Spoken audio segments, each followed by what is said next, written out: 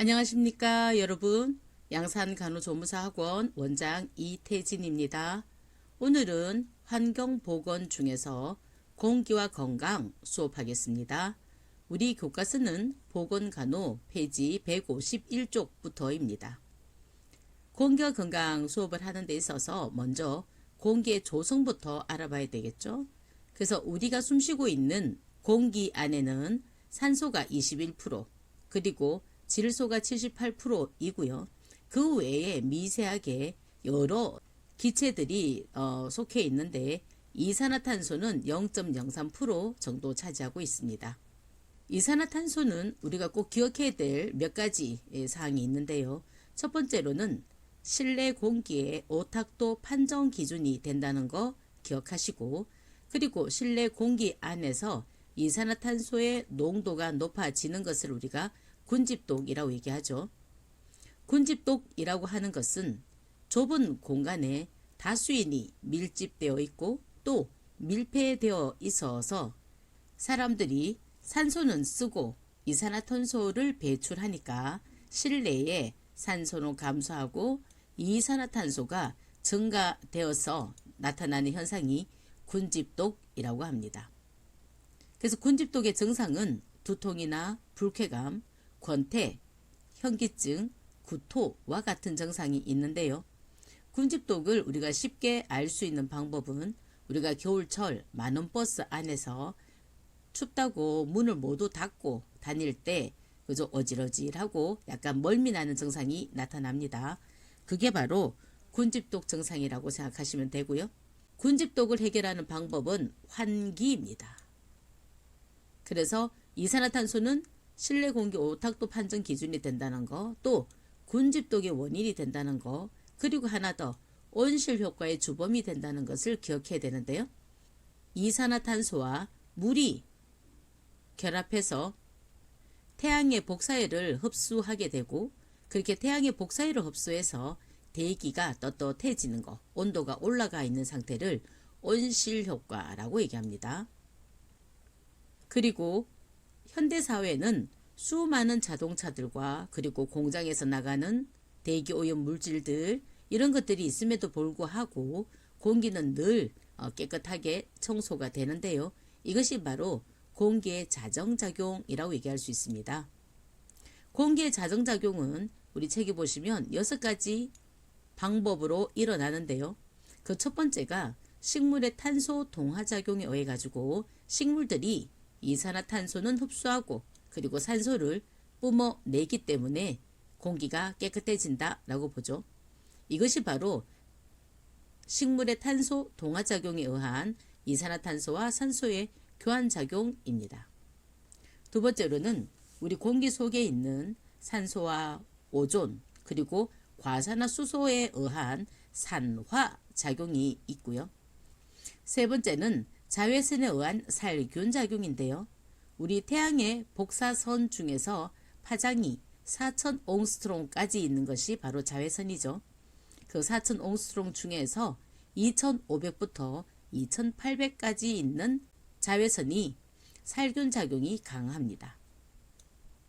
그래서 공기 중에 있는 일반 세균들이 살균이 된다라고 보면 되죠. 네 번째로는 강우 그리고 강설에 의한 세정작용입니다. 그래서 눈이나 비가 내릴 때 대기 중에 떠 있는 미세먼지들을 청소해서 씻겨 내려오는 거다라고 보시면 되고, 다섯 번째로는 바람에 의한 희석력에 의해서 공기가 깨끗해집니다. 그리고 여섯 번째로는 대기 중에 있는 이런 먼지들이 그 무게에 따라서 천천히 중력에 의해서 낙하하게 되는데요. 그 침강작용이 여섯 번째로 공기의 자정작용이다 라고 말씀드릴 수 있죠. 한 번씩 시험 문제는 이 산화작용을 환원작용이라고 오답으로 나오기도 합니다. 그래서 그런 부분도 한번 참고로 확인하시면 좋을 것 같습니다. 그리고 대기 오염의 원인으로 우리 책에 나와 있는 것은 1번 일산화탄소입니다. CO이죠. 두 번째로는 아황산가스 SO2이고요. 이산화질소 NO2, 미세먼지 그리고 오존, O3, 납, 벤젠 이런 종류들이 있습니다. 이 중에서 3대 지표라고 따로 설명드릴 수 있는 것은 CO인 일산화탄소와 SO2인 아황산가스, 그리고 분진 혹은요 먼지라고 얘기할 수 있는 건데요.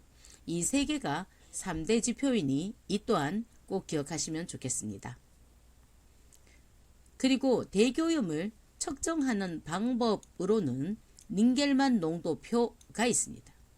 이 그림에서 보는 것처럼 링겔만 농도표는 꿀뚝에서 나오는 연기의 색깔에 따라서 그 농도를 그림으로 그려서 대기오염의 상태를 측정하는 거다라고 말씀드릴 수 있죠. 다음에는 대기오염에 의한 영향 확인하겠습니다. 첫 번째는 지구온난화인데요. 지구온난화라고 하는 것은 지구가 따뜻하다라고 얘기하는 거죠. 그러면 지구는 왜 따뜻해졌을까? 그 이유를 보시면 대기 속에 있는 이산화탄소가 수분과 축적이 돼서 지구의 복사선과 그리고 태양열을 복합해가지고 대기의 온도가 상승시키는 작용이 일어나는데요. 그것이 바로 온실 효과죠. 그래서 이 온실 효과 때문에 지구가 따뜻해져서 지금도 우리가 빙하가 녹고 있고 또 알프스 산맥에 만년설도 녹아내리고 있다 이런 얘기를 하고 전 세계가 이 지구온난화로 인한 피해를 보고 있습니다. 두 번째로는 열섬 현상인데요. 열섬이라고 하는 것은 대도시의 대기오염이 너무 심하고 그리고 이 대기오염으로 인해서 도심의 온도가 주변 변두리보다 약 5도 정도 높게 나타나는 현상을 열섬이라고 얘기합니다. 세 번째로는 오존층이 파괴되는 현상이 나타나는데요.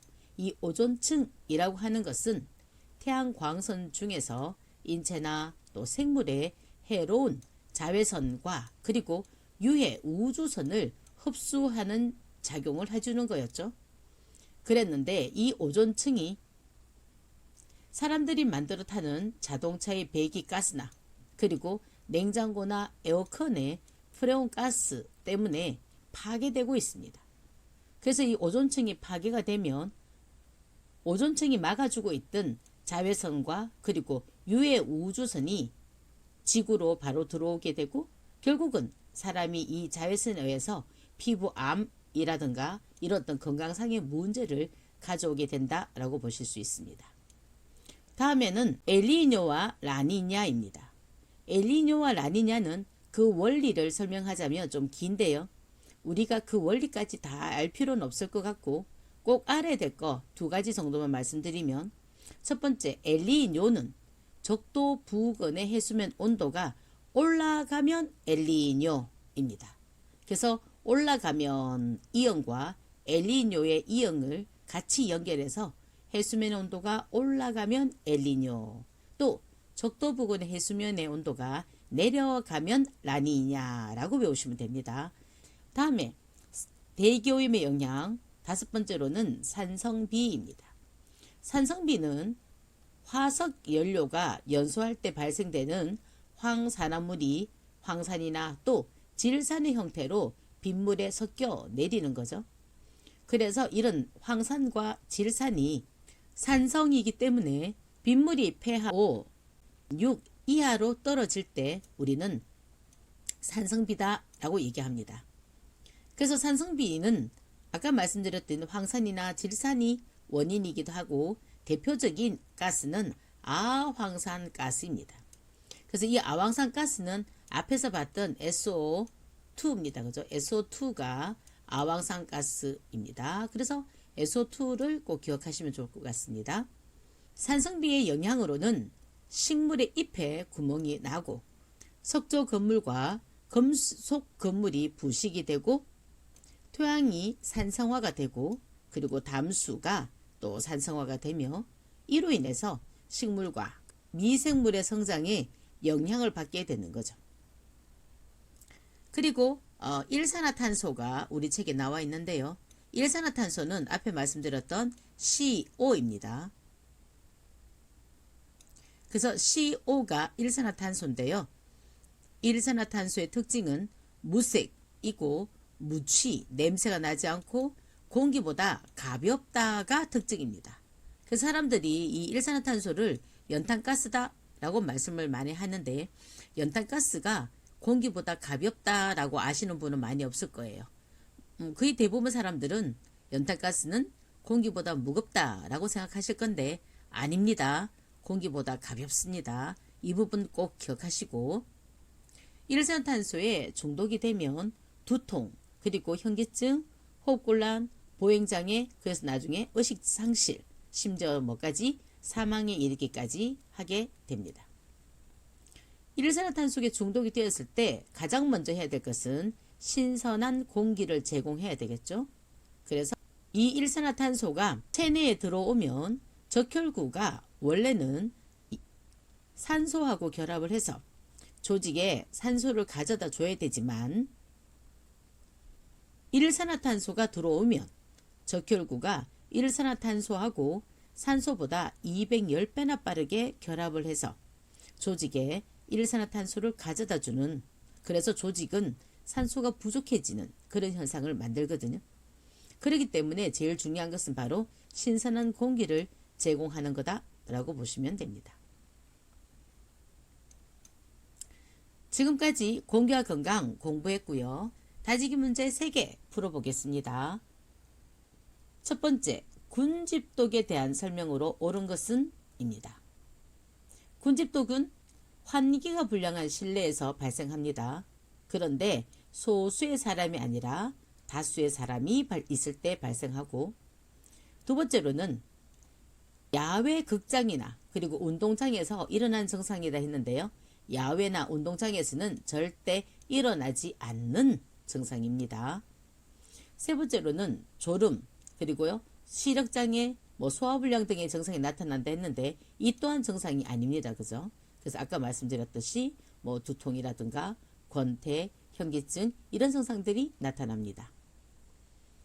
네 번째로는 정상적인 공기 성상의 변화가 일어난다. 이거는 맞습니다. 어떻게 변화가 일어납니까?